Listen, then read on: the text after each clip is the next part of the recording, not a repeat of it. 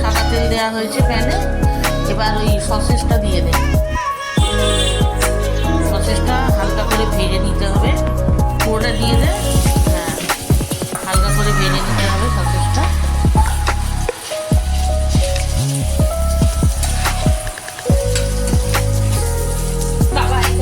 কিছুই হবে না, কর কর কর।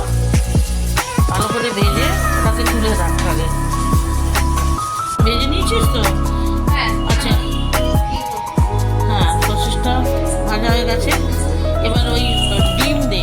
ডিমটা একটুখানি বড় পুরো দিয়ে দে। নুন দিয়ে গলা হয়েছে, ওটাকে একটুখানি স্ক্র্যাম্বল করে নে। ওটাকে হিটটা একটু বাড়া।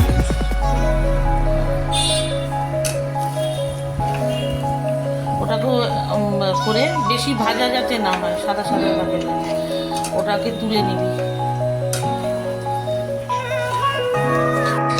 এবার রসুন কুচো দিতে হবে। দে, কিছু হবে না। পেঁয়াজটা দিয়ে দে। এটা এই করেও খাওয়া যাবে, ব্রেকফাস্টেও খাওয়া যায়। টোস্ট বানিয়ে নিয়ে তার সঙ্গে খেলেও ভালো লাগবে, স্টার্টার হিসেবেও ভালো লাগবে। একটু হালকা রসুন আর পেঁয়াজটা একটু নাড়।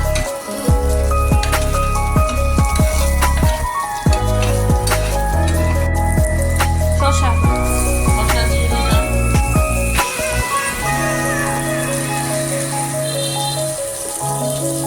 অল্প ক্যাপসিকাম, লঙ্কা কুচিয়ে,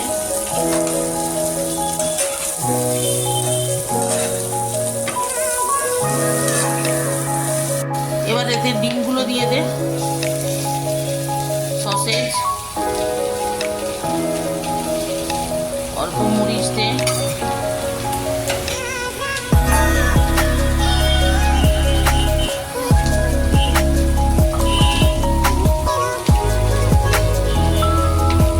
মরিচ গুঁড়ো অল্প দে।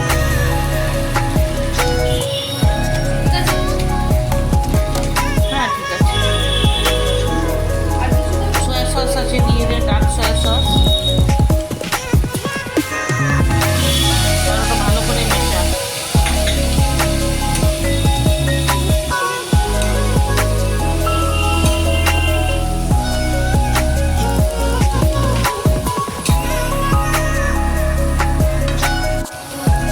অল্প নুন দিয়ে দে, দিয়ে ওটাকে নাড়িয়ে নে।